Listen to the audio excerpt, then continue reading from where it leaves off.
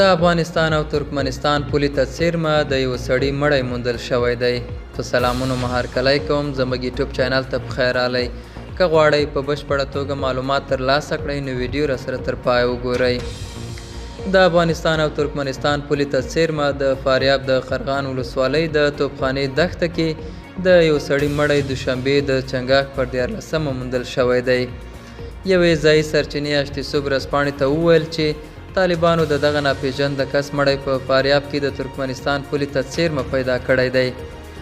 د سرچینې په خبره د دغه کس مړی په ریګونو کې پټ او د پیژندنې وړ نه دی. د دغه کس د مړینې یا وژنې په اړه معلومات نشته. دا و زموږ نننۍ چمتو شوې ویډیو. تر بیا ښه وخت، ښې چارې.